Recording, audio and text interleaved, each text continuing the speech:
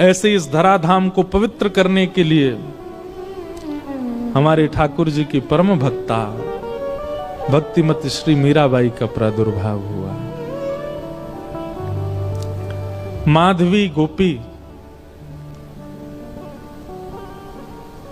जिस गोपी ने अपना मुख छुपाया ठाकुर जी से अपनी मां के कहने पर, बहुत ध्यान से सुनिएगा, जिस गोपी ने अपना मुख छुपाया मां के कहने पर ठाकुर जी से, जब उसने ठाकुर जी को देखा तब उसके मन में आया कि अरे मां, विश्व की मां तो बालकों का कल्याण करने वाला पथ दिखाती है, पर आपने मुझे कैसा मार्ग बताया? जिस संसार से मुख छुपाना चाहिए था उसको तो दिखाने की आज्ञा दी, और जिनको दिखाना चाहिए था उनसे छुपाने की कह दी। अब तो दिन प्रति बस कृष्ण, मन कृष्ण तन कृष्ण ही हमारो धन, बस कृष्ण देखें कैसे भी। कल थोड़ी कथा में कह चुका था पहले,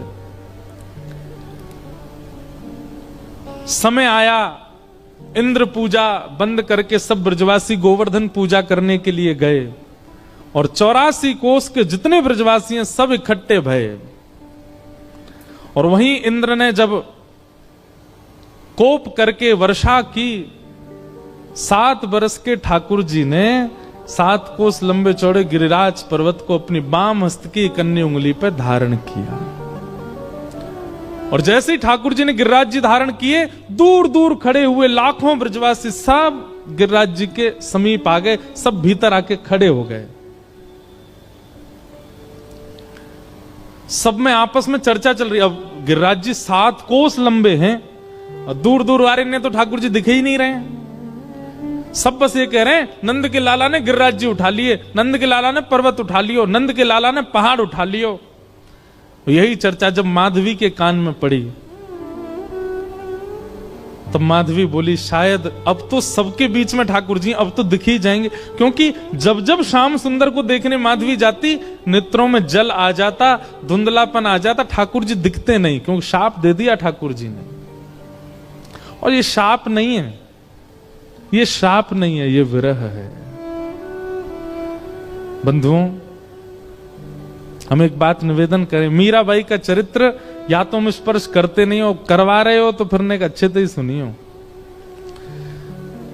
इस स्थिति में ना आना पड़े इसकी प्रार्थना कीजिएगा, क्योंकि अब कलिकाल ऐसा बचा नहीं है कि आप इसको सहन कर पाओ।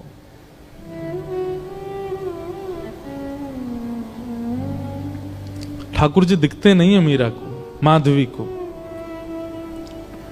लेकिन आज सोचने लगी सबके बीच में ठाकुर जी खड़े, यहां तो मैं छुपके देख ही लूं उनको, शायद दिख जाएं। और अनेक प्रयास करके दूर से जैसे तैसे भीड़ छांटती भई मीरा, माधवी, मीरा उनका कलयुग का नाम, माधवी द्वापर का नाम। माधवी जैसे ही पहुंची,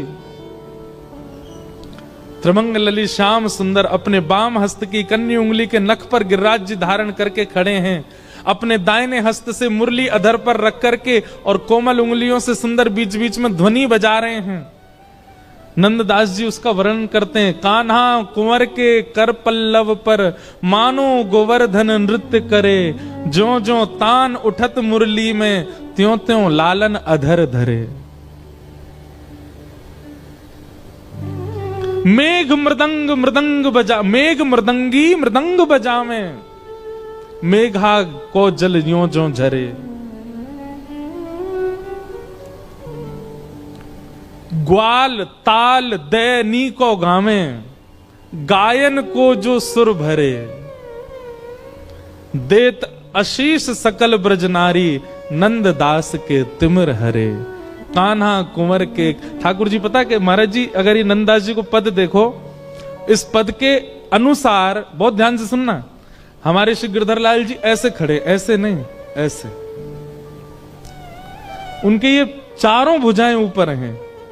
तब हमें एक वैष्णव ने बताया, बोले ठाकुर जी कैसे कर रहे हैं पता है, सब ब्रजवासी खड़े हैं और श्री गिरिराज जी ठाकुर जी से कह रहे हैं, हे जय जय, मेरा स्वरूप इतना विशाल है कि मैं महाराज में तो आ ना पाऊंगा, लेकिन आपके हस्तकमल और मेरे हस्तकमल मिले ने, ये 7 दिना तक मेरे संग रास ही कर लो। ठाकुर जी गिरिराज जी के संग रास कर रहे हैं, तो कभी ठाकुर जी ऐसे रहते हैं और फिर नेक ऐसे उछाल के फिर ऐसे ले लें, फिर ऐसे ले लें, फिर ऐसे ले लें, फिर यूं कर लें, कभी यूं कर लें, कभी ऐसे कर लें, मानो बार बार अपनी उंगलियों पे नर्तन करवा रहे हैं श्री गिरिराज जी को ठाकुर जी। अद्भुत छवि है। तभी माधवी पहुंची। जैसे ही ठाकुर जी के समीप पहुंची है, उस स्थान पर पहुंची जहां ठाकुर जी खड़े हैं, जैसे ही नेत्र भर के ठाकुर जी को देखने का प्रयास किया, जल भर आया नेत्रों में। मानो जैसे कोई धुंध आ गई हो, खूब मीड़ रही है अपनी आंखों को, मीड़ मीड़ के लाल कर लिए हैं, लेकिन ठाकुर जी दिख नहीं रहे हैं। आज पीड़ा असहनीय हो गई माधवी की। अर्धरात्रि का समय ठाकुर जी के चरणों से लिपट गई और बोली, मैंने इतना बड़ा अपराध किया कि आप मुझे दिख ही नहीं रहे हो। हे श्याम सुंदर, अब पीड़ा मत दो, अब दिख जाइए, एक क्षण दिख जाइए, आप दिखें और मैं प्राण त्यागूं, बस मुझे और कुछ नहीं चाहिए। ठाकुर जी बोले, माधवी तेने मुझको अपना रूप नहीं दिखायो। माधवी बोली, देख लो, मैं सामने खड़ी हूं, अब देख लो मेरे नेत्र, मेरे मुखमंडल को देख लो, जैसे चाहो देख लो, पर मेरे ऊपर तो ये जो दोष है ये हटाओ, मुंह को देखन दो आपको। ठाकुर जी बोले, अब तो माधवी ये पीड़ा तुमको ने सहनी पड़ेगी, क्योंकि वस्तु का मूल्य तब चित्त में ज्यादा बढ़ता है जब वह वस्तु समीप हो पर मिले ना। और प्रेम लक्षणा भक्ति में जितना विरह होगा, जितनी व्याकुलता होगी, जितनी तड़प होगी, उतना वह प्रेम पुलकित होगा, उतना वह प्रेम लक्षणा भक्ति का इत्र महकेगा और दूसरों को महकाएगा। मैं चाहूं आगामी कलिकाल में लोगन के चित्त में श्रद्धा होगी, विश्वास होगो, लेकिन प्रेम नहीं होएगो। उनके चित्त में प्रेम प्रकट करवे के काजी मैं तो नहीं आऊंगो, तो को भेजूंगो।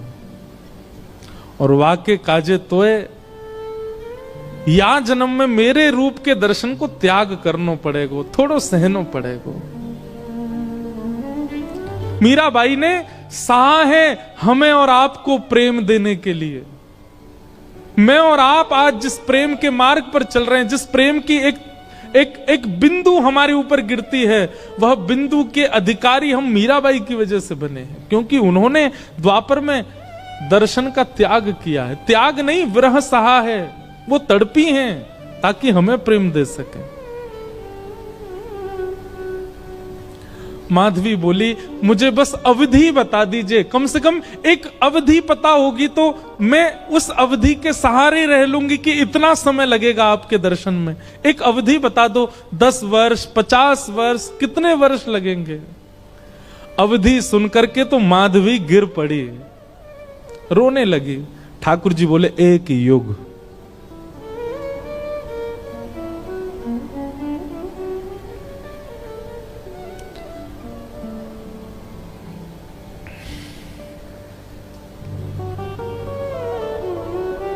हम क्या विरह सहते हैं जीवन में, किस लिए रोते हैं ठाकुर जी के आगे। क्या विरह दिया कहां उन्होंने हमें, जो माधवी को दिया, एक युग का विरह। इतना विरह तो किसी गोपी को भी नहीं मिला, इतना विरह तो किसी ब्रजवासी को नहीं मिला जितना विरह माधवी को मिला है। एक युग का विरह।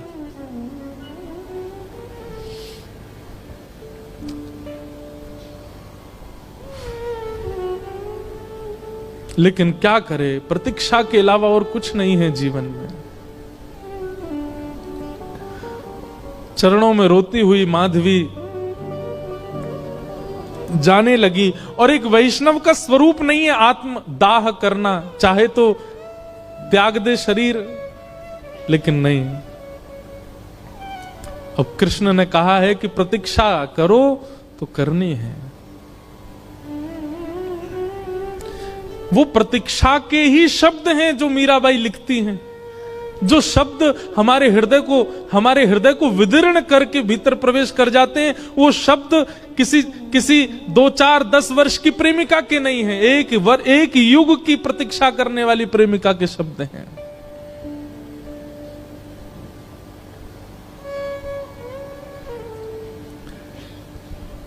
प्रतीक्षा कर रही है और द्वापर युग का विश्राम हुआ, माधवी का पांच भौतिक देह विश्राम हुआ, कलिकाल का प्रारंभ हुआ। और इसी कलिकाल में जैसे गंगा प्रकट होने से पूर्व कहती है कि मुझे धारण करने लायक है कोई पृथ्वी में, तब हिमालय ने अपनी गोद पसारी। ऐसे ही ऐसी प्रेम लक्षणा, ऐसी प्रेम की पराकाष्ठा स्वरूपा वो माधवी, उनको धारण करने वाला कोई वंश है। तब मेड़ता का राव दूदाजी का परिवार सौभाग्यवंत हुआ और शरद पूर्णिमा के दिन भक्तिमती मीराबाई का प्रादुर्भाव हुआ। वही माधवी कलयुग में मीरा बन करके प्रकट हुई। मीराबाई का वास्तविक नाम मीरा नहीं है, मिहिरा नाम है। जैसे नरसिंह मेहता जी का वास्तविक नाम नृसिंहराम मेहता, ऐसे ही मीराबाई का मूल नाम मिहिरा है। जन्म हुआ राव दूदाजी के कुलीन परिवार में। बाल्यकाल से ही मीराबाई का स्वरूप स्वभाव अन्य बालकों से बिल्कुल भिन्न है। बहुत शांत प्रशांत स्वभाव की हैं। एक चंचल बालक की तरह ऐसी चंचलता, चपलता, चतुरता नहीं है उनके चित्त में। बहुत सरल, छोटी सी बात पर रीझ जाने वाली, मान जाने वाली, प्रसन्न हो जाने वाली मीरा है। राव दूदाजी के घर में मीरा का जन्म होने का कारण यह है, ध्यान से सुनिएगा। एक वैष्णव बालक यदि आपके घर में जन्मेगा, कोई बालक आपका भविष्य में चलकर के वैष्णव होगा, उसके पीछे कारण क्या होगा? राव दूदाजी एक दिन भी बिना हरि चर्चा के व्यतीत नहीं करते।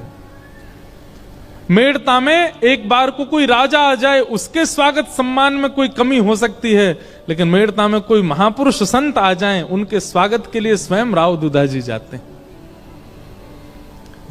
और नित्य प्रतिदिन नवीन नवीन संतों का आगमन होता है, अयोध्या से, ब्रजधाम से, द्वारिका से। एक बात कहें बंधुओं, अपने घर के द्वार सबके लिए बंद रखो, पर भगवत भजनानंदी वैष्णवों के लिए कभी नहीं। सदा ऐसा प्रयास करो कि आपके यहां कोई ना कोई आता ही रहे। अगर एक सप्ताह तक कोई ना आवे तो आपके चित्त में चिंता होनी चाहिए कि कोई आया क्यों नहीं। किसी को फोन करके जबरदस्ती टिकट करके बुलाओ, आ जाओ, हमारे घर पर रहो।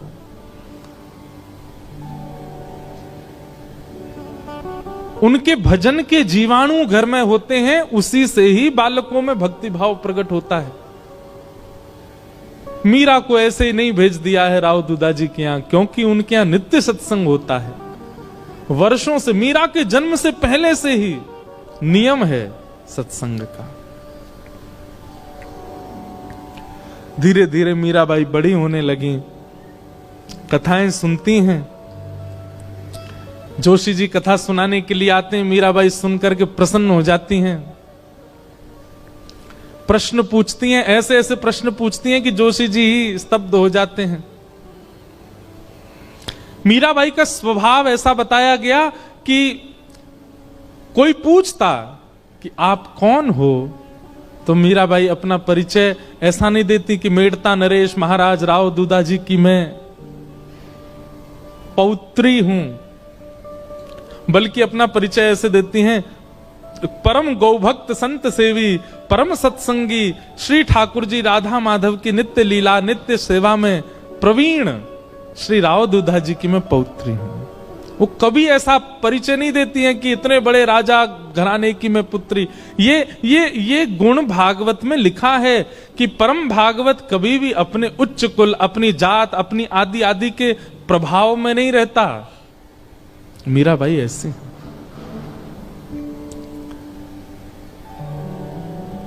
भक्ति के लक्षण तो बचपन से ही हैं।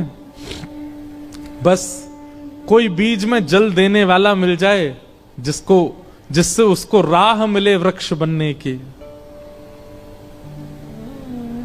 एक दिन ढोल नगाड़े ताशे बज रहे थे। मीरा दौड़ी दौड़ी अपनी मां के पास गई। मां, ये क्या हो रहा है? कौन सा उत्सव मन रहा है? तो मां ने कहा, मीरा, ये बारात जा रही है, एक लाली का ब्याह हो रहा है, उसका पति जा रहा है अपने परिवार के साथ नाचता गाता हुआ, ब्याह करके उसको अपने घर ले जाएगा। मीरा कहती है, ऐसे दुल्हा सबके लिए आते हैं? बोले हां, सब कन्या का ब्याह होता है, सबके दुल्हा आते हैं। अच्छा, तो मां मेरा भी ब्याह होगा? हां, तेरा भी ब्याह होगा। जैसे तेरे बापू सा हैं, ऐसे ही तू भी ब्याह करेगी और फिर तेरे बालक भी उनको बापू बोलेंगे और तू उनकी मां होगी, तेरा भी ब्याह होगा। मीरा सोच में है और कहती है, मेरे बींद कौन होंगे फिर? मेरा ब्याह किससे होगा? कौन होंगे मेरे बींद? छोटी सी कन्या ऐसे सवाल पूछे तो मां तो उसको मजाक में ले लेती है। अरे मीरा, ये कोई समय है, अभी थोड़ी बड़ी तो हो जा। कभी और कार्य में लगते हैं, कभी और मीरा की तो वो चिंता का विषय हो गया कि मेरे बींद हैं कौन और वो कब आएंगे मुझे लेने। बार बार बस यही पूछती है, मेरा किससे ब्याह होगा, मेरा किससे ब्याह होगा, मेरे बींद कौन है। एक दिन हार के मां ने मीरा को गोद में लिया, पूरे दिन चिल्लाती रहती है, ये तेरे बैठे कमरे में मुरली हाथ में लिए त्रिभंग लली, ये जो स्वरूप है, ये गिरधर, यही है तेरे बींद।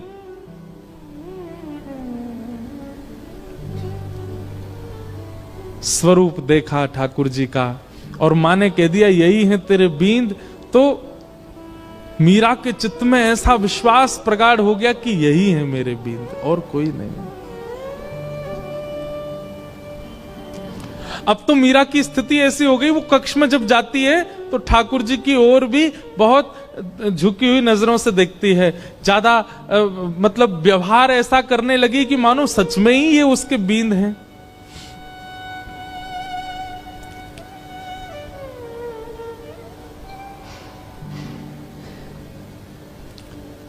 संतों से कथा सुनती है और चित्त में ठाकुर जी के प्रति संबंध का प्रगाढ़ विश्वास कर चुकी मीराबाई धीरे धीरे प्रेम लक्षण भक्ति में प्रकट होने लगी।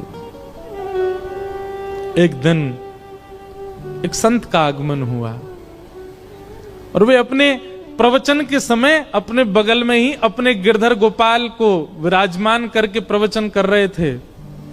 और छोटी सी मीरा, उनको एक ही चीज की प्रतीक्षा होती थी पूरे दिन की, मां मुझे सत्संग में लेके कब जाएगी। और जैसे ही मीराबाई पहुंची,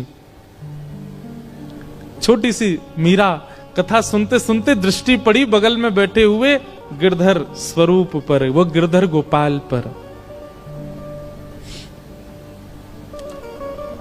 अपलक नेत्रों से केवल ना प्रवचन सुन रही है ना महाराज जी को देख रही है, वो तो उनके ठाकुर जी को अपलक नेत्रों से देख रही है। और बीच बीच में मानो जैसे नेत्रबंद हो जाते हैं और उसको कुछ ब्रजमंडल जैसा दिखने लगता है। उसको कभी कभी वर्षा दिखती है, कभी कभी गिरिराज जी धारण करके ठाकुर जी खड़े हैं और एक गोपी चरण से लिपट करके रो रही है। ऐसा दृश्य उसके चित्त में आने लगा, मानो अपने पूर्व जन्म की स्मृतियां चित्त में प्रकट होने लगी।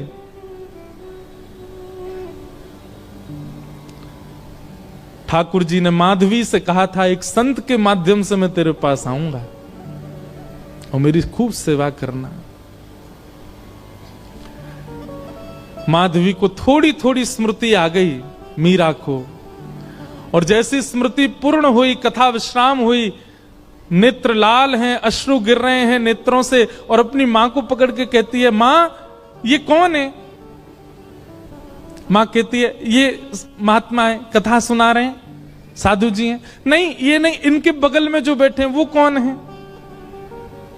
ये तो इनके ठाकुर जी हैं। हाँ, तो मेरे बींद ना, आपने कहा था ना मेरे बींद, वही है ना ये?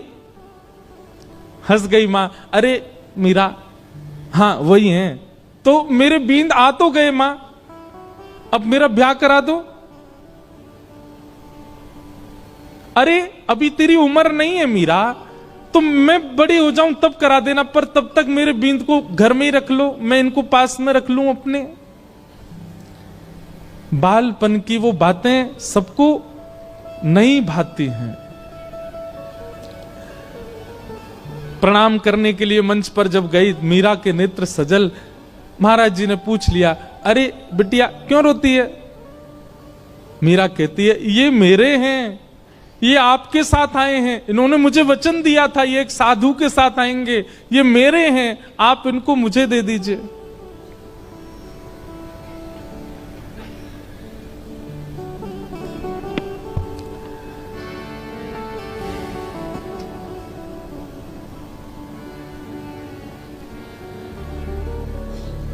ये मेरे हैं।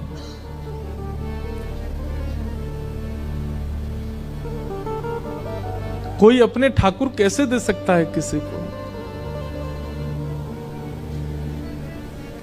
और वो भी पूजा के ठाकुर जी हो तो दिए भी जाएं, लेकिन जिनसे स्नेह प्रेम के लाड़ के ठाकुर जी, वो किसको कैसे मिल जाएंगे?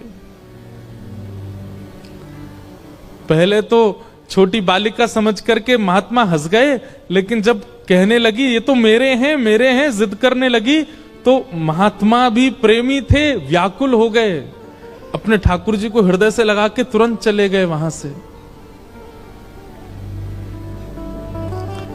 मीराबाई कहने लगी, संत बुरे नहीं है, माता पिता बुरे नहीं है, आप ही मेरे पास आना नहीं चाहते हो। अरे और कितनी प्रतीक्षा कराओगे? मैं कब से प्रतीक्षा करती हूं, अब आ तो गए हो एक महात्मा के द्वारा, अब आ क्यों नहीं जाते मेरे पास? मां डांटती है, पिताजी डांटते हैं, सब घर के लोग समझाते हैं, पर मीरा की एक अलग जिद है। एकांत में बैठी रहती है, ना खाती है, ना पीती है, ना खेलती है, बस चिंतन करती है और रोती रहती है।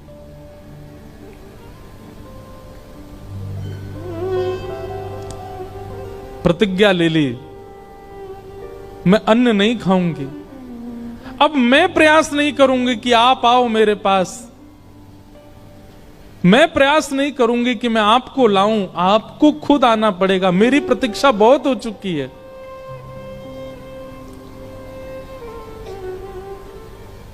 वहां महात्मा ठाकुर जी की सेवा शयन करा करके जैसे शयन में गए, ठाकुर जी उनके स्वप्न में आ गए और स्वप्न में आकर के बोले, बाबा आपने मेरी खूब सेवा करी, खूब मेरे 56 भोग लगाए, खूब मोकू लाड़ प्यार कियो, खूब मोकू डुलायो, इतनो भाव से मेरी सेवा करी बाबा, पर अब आपकी सेवा पूरी है गई। जो बालिका आज कथा में आई, मैंने वाकू वचन दियो है कि मैं आपके माध्यम से आऊंगा, आप उनको जाए के मुंह को दे दो। अब जब ठाकुर जी ही स्वयं आज्ञा कर दें तो फिर कोई कैसे मना करे। रात्रि अर्धरात्रि का समय महात्मा उठे, अपने ठाकुर जी को हृदय से लगा के खूब रोए, जय जय मेरी सेवा में कोई कमी रह गई? नहीं नहीं कोई कमी नहीं बाबा, मैं तो बहुत प्रसन्न हूं, पर अब कछु दिना आप एकांत में भजन करो, फिर मेरी प्राप्ति हो जाएगी। अब आप तो चले जाओगे, फिर मेरी सेवा कौन करेगा? या हमारे सेवा विस्तार के लिए वह कन्या को मोह दे दो। और अर्धरात्रि का समय, नन्ही सी मीरा अनशन व्रत पर मानो बैठी हो, और महात्मा पहुंच गए। ले मीरा है गिरधर तेरा, ले मीरा है गिरधर तेरा। अपने ठाकुर जी को लेकर के गए, सेवा बड़े भावत करियो, सेवा बड़े भावत करियो, रखियो नाने नानेरा हो, रखियो ने नानेरा। बेटी ले मीरा है गिरधर तेरा, ले मीरा ले गिरधर तेरा। मीरा के चित्त में पीड़ा भी हो रही है और वो नाच भी रही है। नाच इसलिए रही है कि आज मानो जैसे वर्षों और युगों का विरह समाप्त होगा, पर पीड़ा इस बात की है कि मैं एक वैष्णव की सेवा ले रही हूं। उन महात्मा के नेत्रों के आंसू मीरा को बहुत, ये एक वैष्णव का स्वरूप हो जाता है। वो स्वयं पीड़ा में रहना मंजूर रखता है, पर अन्य किसी वैष्णव की पीड़ा देख नहीं पाता।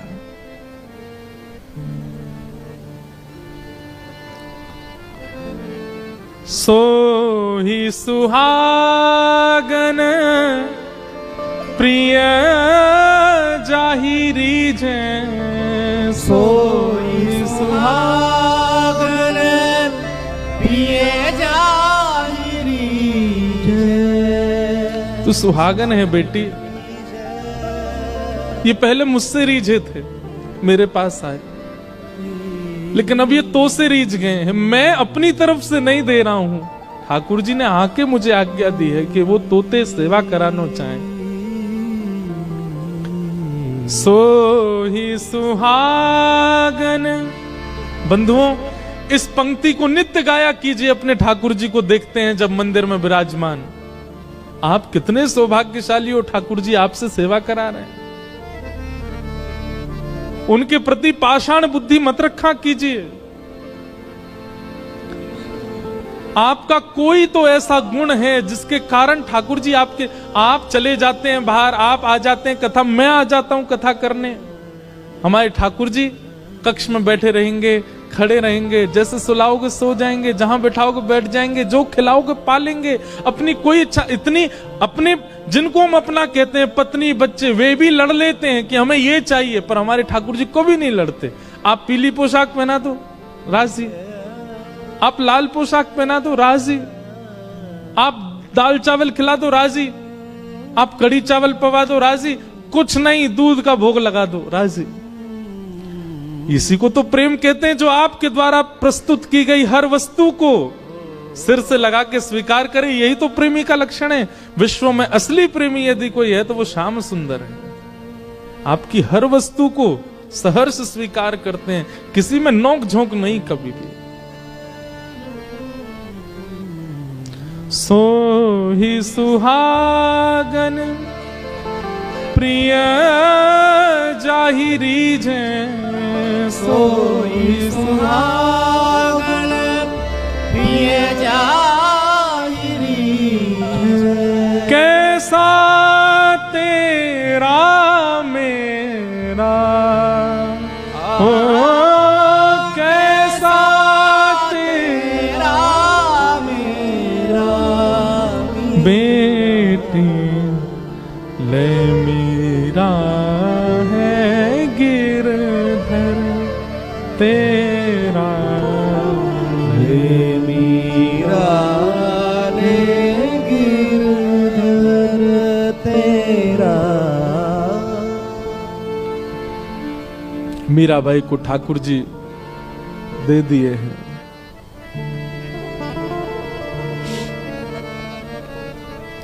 चले गए महात्मा। ये ठाकुर जी का नियम है बंधुओं। एक को संयोग देते हैं तो जिसको संयोग दे रहे हैं मानो किसी को वियोग देके आए, और जिसको संयोग दिया है वो तैयार रहे, एक दिन वियोग मिलेगा।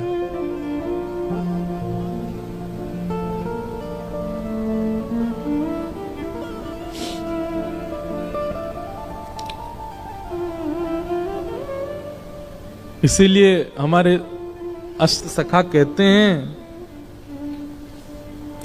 यह धन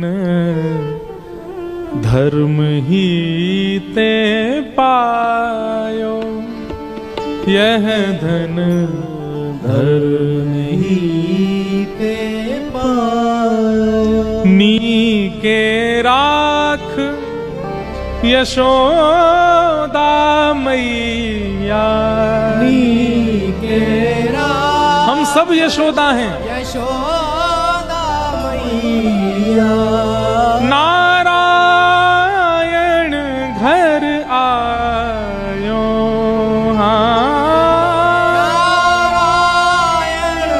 घर आयो, यह धन धर्म ही ते पायो। अब तो मीरा बस आनंद में रहती है, प्रसन्न रहती है, झूमती रहती है, मानो अब इससे बड़ा सुख उनके जीवन में और कुछ नहीं है, आनंद है। और तभी मैं बहुत सूक्ष्म सूक्ष्म मुख्य मुख्य भाव सुना रहा हूं। बस एक अवस्था हो गई मीराबाई की, प्रेम तो चित्त में खूब है, परंतु एक संकट का एक मानो बादल मंडरा रहा था मीराबाई के ऊपर। क्यों? अब मां, पिता, घर के सब बड़े सदस्य और राव दूदाजी तो पधार चुके हैं। मीरा बहुत रोई जब दादाजी गए, क्योंकि वही थे जो भक्ति मार्ग में लेके आए मीरा को। संकट इस बात का है कि अब सब चर्चा करते हैं कि मीरा का ब्याह करो। एक दिन मीरा अपनी मां से लड़ने लगी, मां आप मेरा किससे ब्याह कर रही हैं? अरे मेवाड़ के राजा, मेवाड़ के राजकुमार राजा भोज,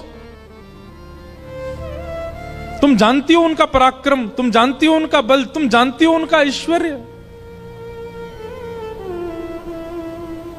अपनी मां से मीरा कहती है, तो फिर ये कौन है जिनको बचपन में आपने मेरा बींद बताया था? अरे बालापन की बात है, बचपन में ऐसी तू जिद कर रही थी इसलिए बोला। बोले मां आपने तो ऐसे ही बोल दिया, परंतु मैं तो चित्त में घर करके बैठी हूं कि यही मेरे बींद हैं और मेरा स्वभाव व्यवहार सब कुछ वैसा ही है। आप अपनी बात से कैसे मुकर सकती हैं मां? चुपचाप तैयार हो जा, तुझे देखने वाले आ रहे हैं। कौन समझे विरह वेदना। मीराबाई बैठी है अपने ठाकुर के सामने, मंदिर में ही बैठी है, कुछ विशेष श्रृंगार नहीं किया है। तभी भोजराज और पूरा परिवार सब आए।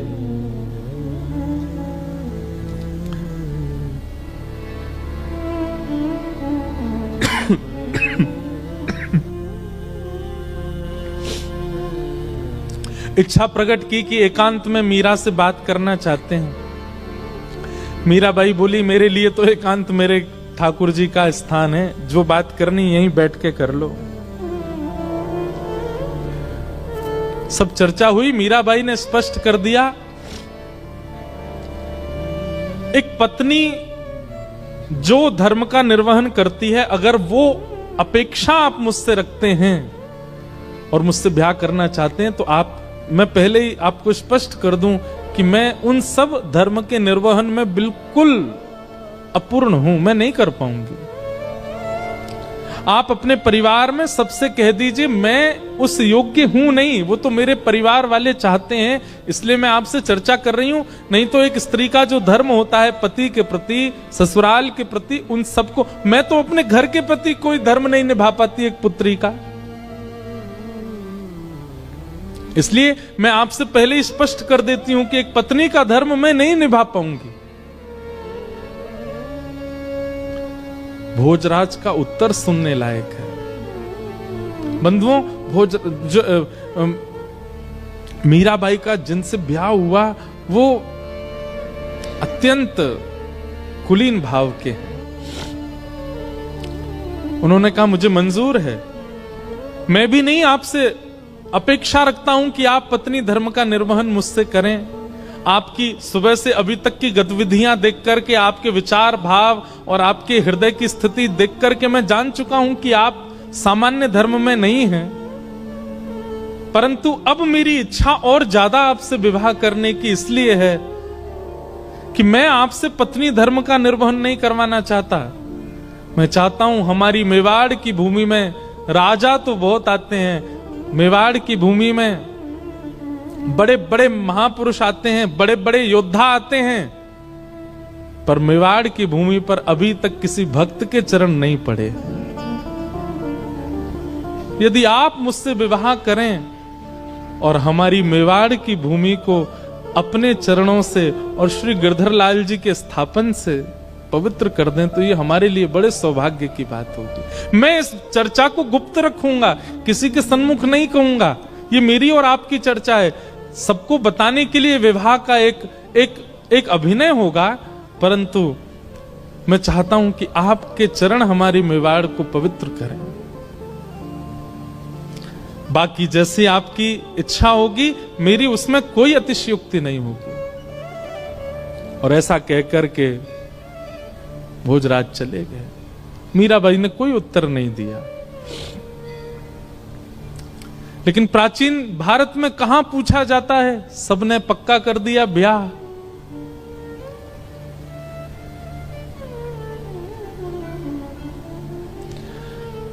मीराबाई एक संत से जाके कहती है कि कभी अगर हृदय में बहुत वेदना होती हो और अपने प्रियतम को बतानी हो तो उसके लिए कोई उपाय है? तब एक संत ने कहा तुम पत्र लिखा करो और वृंदावन जाने वाले किसी व्यक्ति के हाथ वो पत्र भेज दिया करो।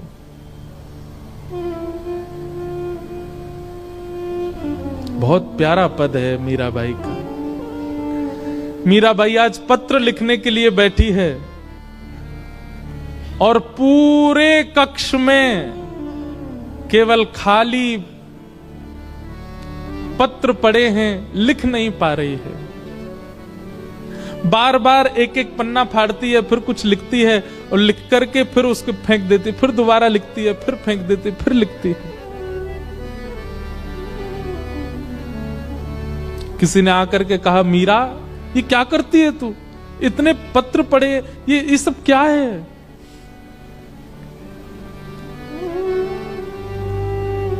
पत्तियां मैं कैसे लिखूं, लिखी ही न जाए। पत्तियां मैं कैसे लिखूं, लिखी ही न जाए। पत्तियां मैं कैसे लिखूं, लिखी ही न जाए। पत्तियां मैं कैसे लिखूं, लिखी ही न जाए। क्यों? कलम धरत मेरो कर कांपत है। कलम धरत मेरो कर कांपत है। कलम धरत मेरो कर कांपत है।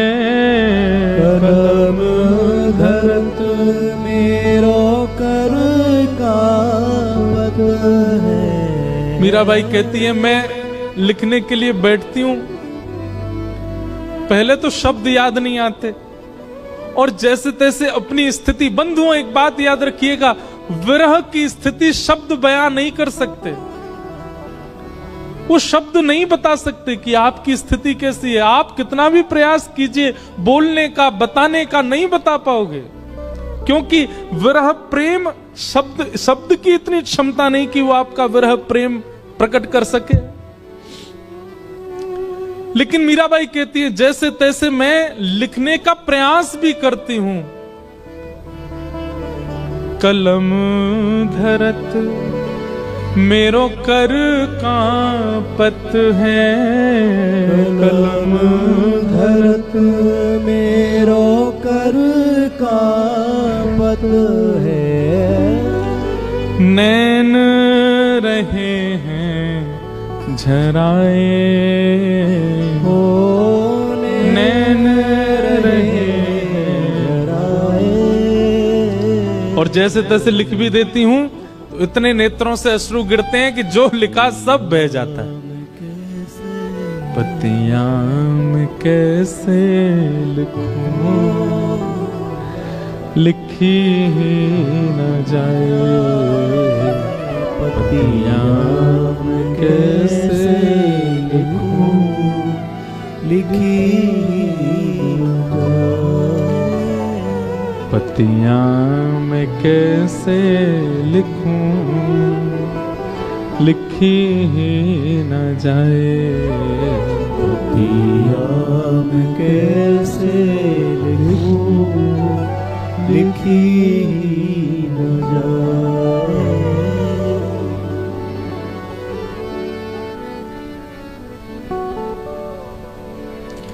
मीराबाई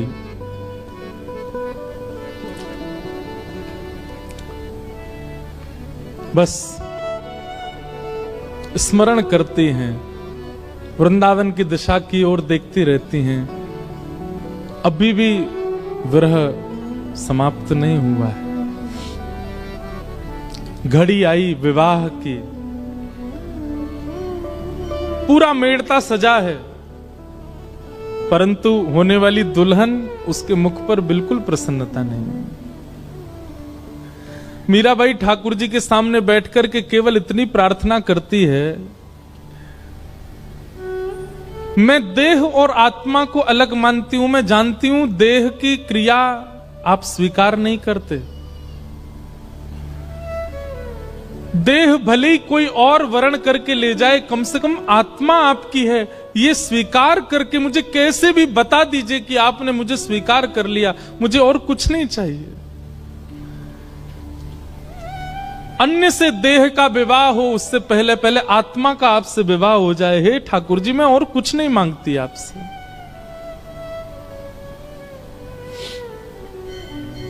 रात्रि में मीरा रोते रोते सोई हैं और तभी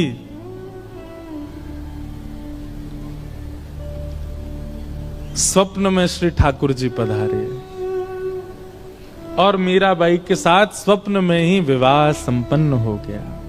ठाकुर जी ने विवाह किया। प्रातः काल का समय, पूरे घर में शादी की तैयारियां चल रही हैं। मां दौड़ी दौड़ी मीराबाई के कक्ष में गई, अभी तक मीरा उठी नहीं है। जैसे ही भवन में प्रवेश करके भीतर देखा,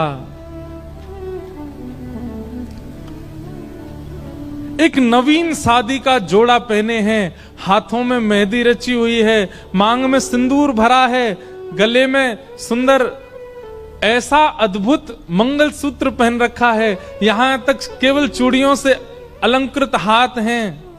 अद्भुत श्रृंगार और प्रसन्न मुद्रा में मीरा सोई है। मीराबाई के विवाह के लिए जो पोशाक मंगाई गई है वो तो दूर रखी है, ये एक नवीन पोशाक, और ऐसी पोशाक की मेड़ताओं ने भी कभी नहीं देखी होगी। मां ने तुरंत मीराबाई को उठाया, उठा करके पूछा, मीरा जल्दी उठ, ये सब क्या करके बैठी है? तेरे मांग में सिंदूर, गले में मंगलसूत्र, हाथ रचे हुए, ये इतने सुंदर तूने जोड़ा, ये क्या करके आई है? कहां से लेके आई है सब?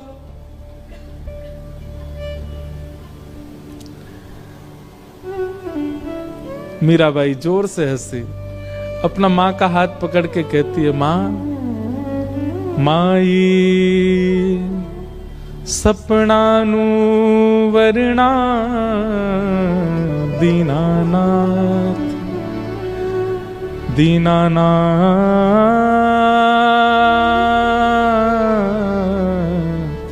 दीनानाथ। माई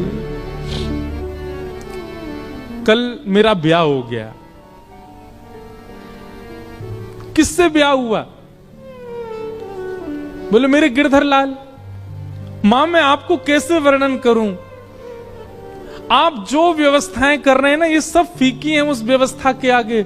ऐसा सुंदर, ऐसे सुंदर पुष्प लगे थे, ऐसे सुंदर दावत बनी थी, ऐसे सुंदर सुंदर घोड़े हाथी सब आए थे। क्या बात बनाती है? कब हुआ तेरा ब्याह? किसने देखा तेरा ब्याह? मीरा कहती है, एक ने देखा हो, दो ने देखा हो तो कहूं 56 कोटा जना पधारया, दुल्हो श्री ब्रजनाथ, दुल्हो श्री ब्रजनाथ। मां 56 करोड़ बराती आए थे। सब देवी देवता, ब्रह्मा, शिव, रुद्र, सनकादि सब आए थे मेरे ब्याह में। और इन सब बरातियों के बीच एक सुंदर से हाथी पर सहरा बांधे, अद्भुत पोशाक पहने, मधुर मुस्कान, कटाक्ष नेत्र, मधुर घुंघराले केश, हाथ में मुरली लिए मेरे दुल्हा बनकर के साक्षात ब्रजनाथ श्री कृष्ण आए थे। दुल्हो श्री ब्रजनाथ। बहुत सुंदर वर्णन। मीराबाई अपने स्वप्न के विवाह का वर्णन कर रही है अपने मां के आगे। किसने हमारा कन्यादान किया, हमारे फेरे कैसे पड़े, उन्होंने मेरे गले में कैसे मंगलसूत्र पहनाया, दावत कैसे हुई, एक एक चीज का वर्णन कर रही है मीरा। और मां इधर से उधर जा रही है, सिर पीट रही है, रो रही है। ये क्या बातें कर रही है मीरा तू? लेकिन कौन समझे मीरा को?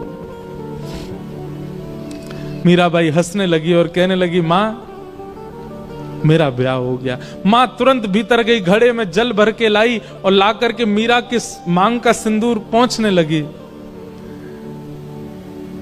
मीरा कहती हैं, अब चाहे जो कर लो मां, ये देह चाहे जिसको दे दो, पर आत्मा को तो स्वीकार कर लिया है श्याम सुंदर ने। अब मैं राजी राजी चली जाऊंगी जहां भेजोगी, मुझे अब परवाह नहीं। मैं जिनकी हूं उन्होंने मुझे स्वीकार कर लिया है। कितनी पीड़ादायी बात है। मीराबाई का पुनः श्रृंगार किया गया और फिर मंडप में ले जाया गया।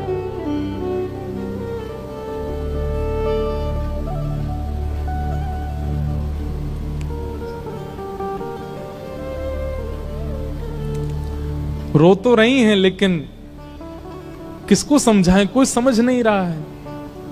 और फिर विवाह हुआ। और विवाह के बाद जब मेवाड़ को जाने लगी मीराबाई, अपनी मां से जाकर के केवल कहा, मां ने कहा तेरे लिए मैंने ये दे दिया, इतने बक्से दिए हैं, इतने सोने चांदी हीरे जवाहरात आदि आदि सब भेज रही हूं, बिल्कुल परेशान मत रही हो। मीराबाई कहती हैं, सब रख लो, बस मेरे गिरधर लाल दे दो, उनको लेके चली जाऊंगी, मुझे इन सब की आवश्यकता नहीं। एक अश्रु बिंद नहीं है मीरा के नेत्रों में विदाई के समय। अपने ठाकुर जी को गोद में ले रही है, सब देख रहे हैं मीरा को, रो रहे हैं, पर मीरा केवल अपने ठाकुर जी को निहार रही हैं, नेत्र नीचे करके। गाड़ी, बैलगाड़ी, घोड़ा गाड़ी, हाथी गाड़ी सब धीरे धीरे चलते जा रहे हैं और मीरा ना प्रसन्न है ना उदास है, बस एक समत्व है मुखमंडल पर। निकल गई मेवाड़।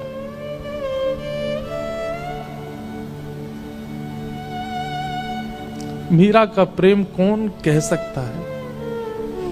इस तुच्छ मुख से कितना कहें उनका प्रेम। केवल त्याग है पूरे जीवन में और कुछ नहीं।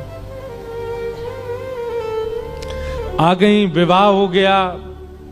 विवाह के बाद उनके पति अनुकूल थे, उनकी पूजा में कभी विक्षेप नहीं होने देते थे। लेकिन ठाकुर जी की पता नहीं कैसी लीला है कि जो अनुकूल होता है भक्ति में उसको दूर कर देते हैं। और एक दिन आगरा के युद्ध में पूरे परिवार में केवल मीरा का संग देने वाले उनके पति, उनको इतने बाण लगे कि वे मरणासन अवस्था में आ गए। मरणासन अवस्था में जब लाया गया, वैद्य ने लेप करके उनको जब कक्ष में लिटाया, मीरा दूर खड़ी खड़ी देख रही है और एक मित्र के भांति दोनों चर्चा करते हैं। लेकिन भोजराज मीरा के प्रति गुरु का भाव रखते हैं। भोजराज कहते हैं, मैंने आपका स्पर्श कन्यादान के समय किया था, आपके हस्त कमल का, परंतु अब मुझे लगता है मेरा अंत समीप है, उससे पूर्व मैं एक बार आपका स्पर्श करना चाहता हूं। मीराबाई कुछ नहीं बोली। तो भोजराज कहते हैं, मैं एक बार केवल आपके श्री चरणों का स्पर्श करना चाहता हूं।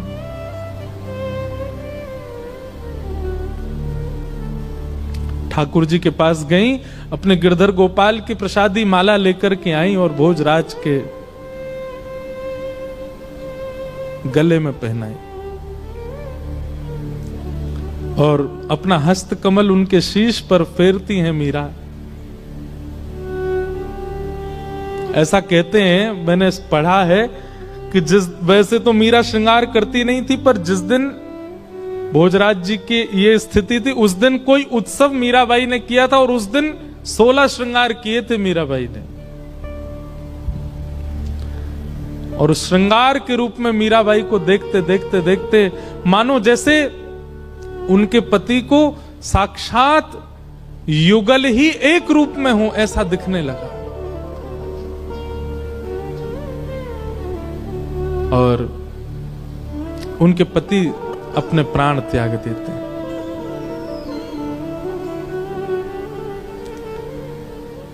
अब पूरे मेवाड़ में एक भी व्यक्ति मीराबाई के पक्ष का नहीं है। ऐसा सुनने में आता, उनके ससुर जी भी पक्ष में थे, वे भी चले गए और कोई पक्ष का नहीं है, सब विपक्षी हैं।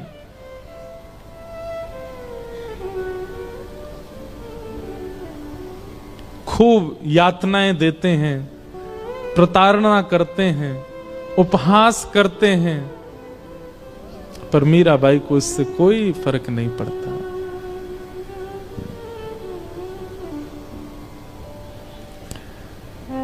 एक बार जब वैद्य को विष बना करके देना पड़ा और मीराबाई चरणामृत समझ के पी गई, कुछ हुआ नहीं, तब उसी वैद्य को 2 बूंद पिला दी गई राणा के द्वारा, मर गया वो वैद्य।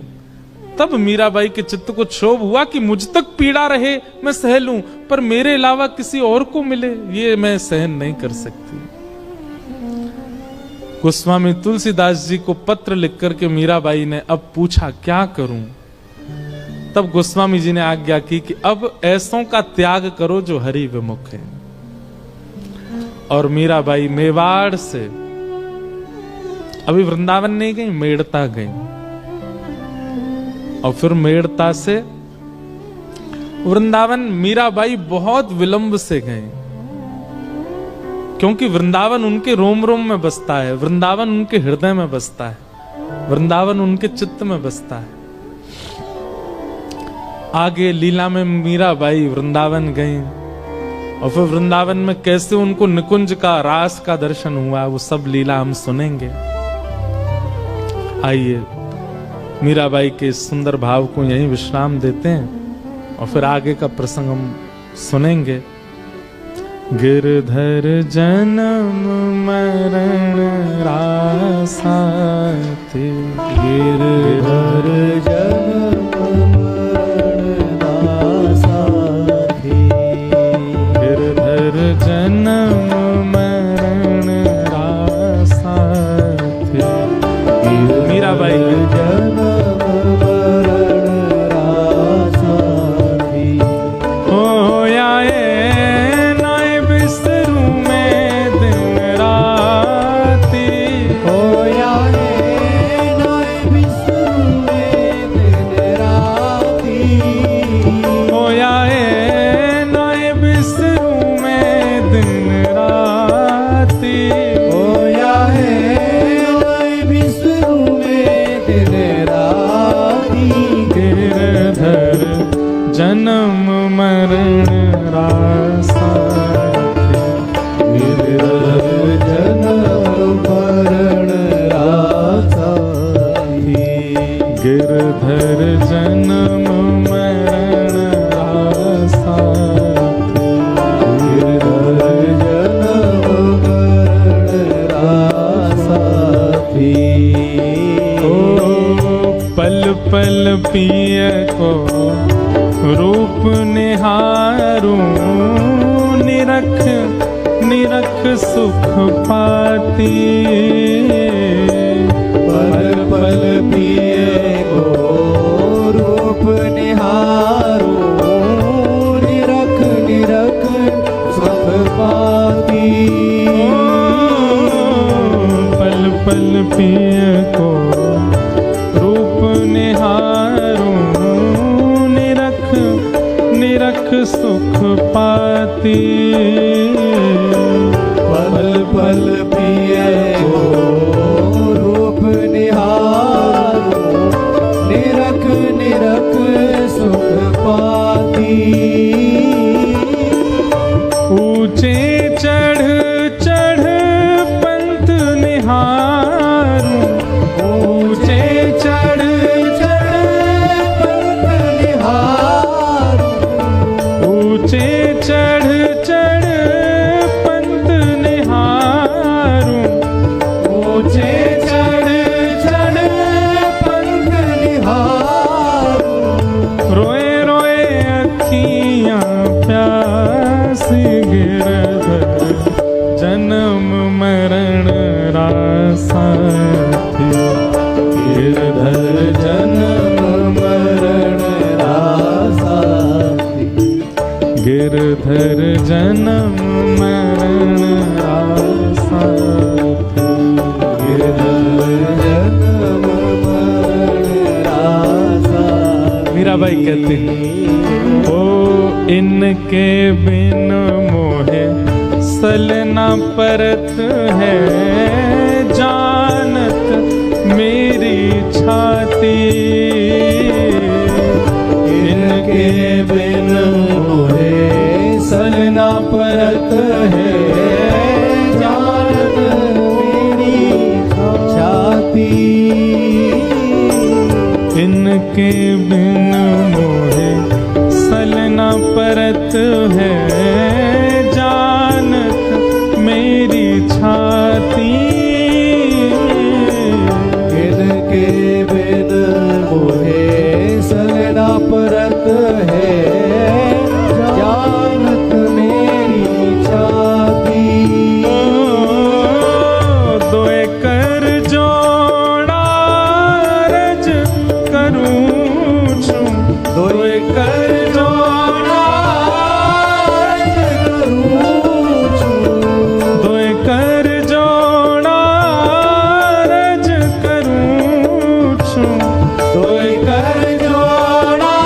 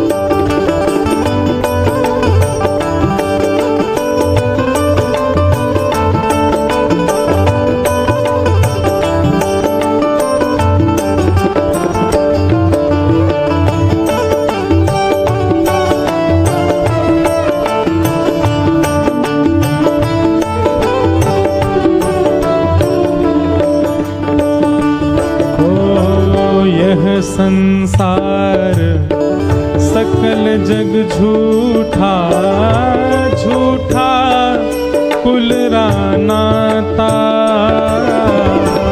ये संसार सकल जग झूठा, झूठा कुल रानाता।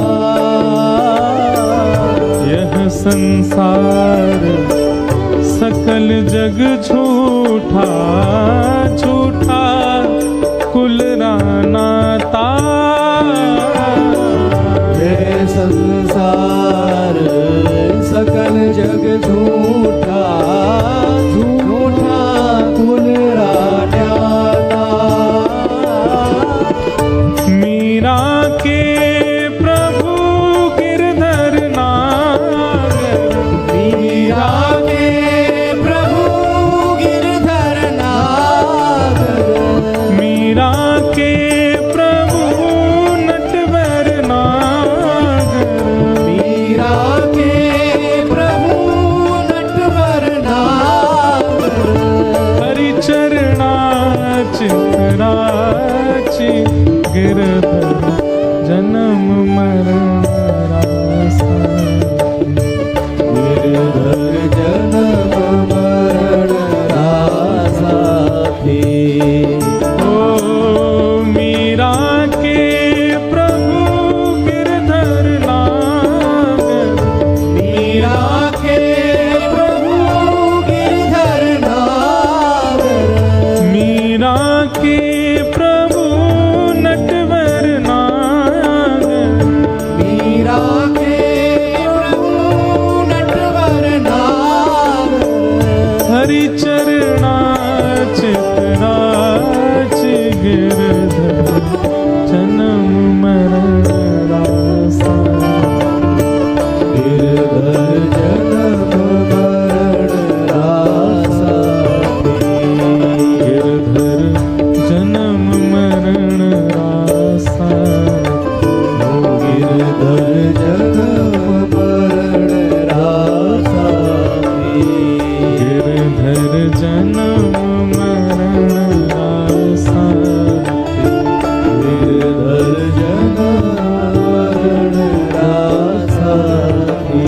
गिरधर जन्म मरण रासा। गिरधर जन्म मरण रासा थी। गुरु वृंदावन बिहारी लाल की जय। श्री राधा रमण लाल की जय। श्री राधा वल्लभ लाल की हरिहर मिलन महोत्सव की आज के आनंद की जय। जय जय श्री राधे।